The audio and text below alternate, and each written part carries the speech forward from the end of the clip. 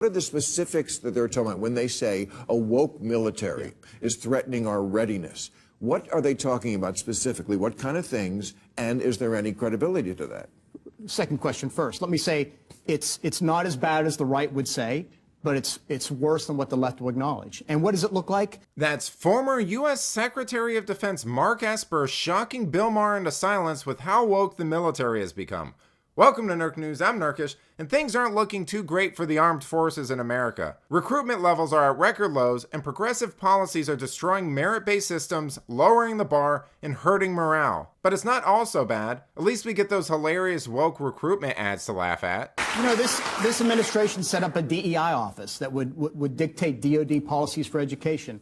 There are classes on what to say and what not to say. For example, you shouldn't say, hey guys, you should say, hey everyone. In the military? In the military. You shouldn't say mom and dad, you should say parents and guardians, right?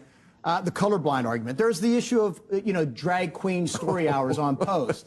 Now look, I don't think this is driven from the leadership at the Pentagon. I think it's coming from the White House and from people within the administration who come in and believe that they're pushing their agenda forward. And look, you asked what's the problem. The problem is, it takes time and resources away from the troops that they should otherwise be training and preparing for war.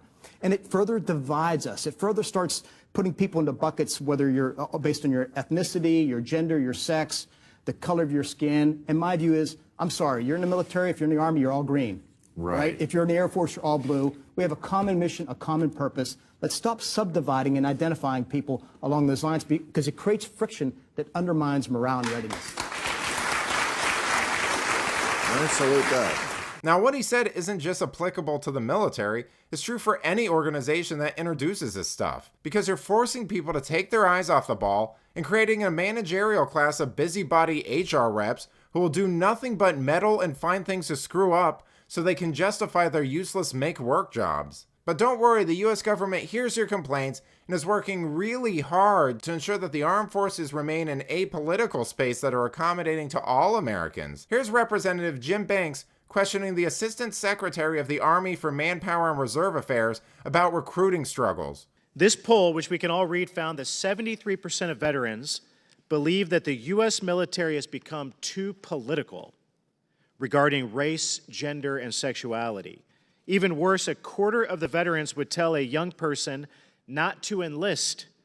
And when those veterans were asked to explain why, in their own words, the most common reason was politics. What's the Army doing about it? So we are demonstrating that we are being apolitical. How are you doing that differently? How are you doing that to address the issue that so many people are claiming is a real reason that people aren't joining the Army? So I'm not sure why there is an underlying perception that we are political. If people have that perception, I think that we need to address it.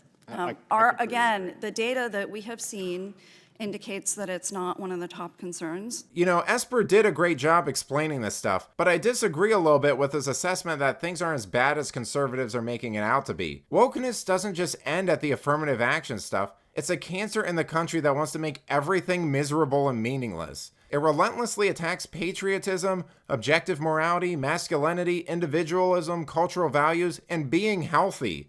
It wants to destroy anything that might make you a better or happy person. So even if all those ridiculous policies weren't there, you still have a population where 77% of young people are considered too fat and mentally ill to join. You'd still have a government that wants to ignore all of this and solve the recruitment crisis by opening the border more instead of actually doing something. And that's not good.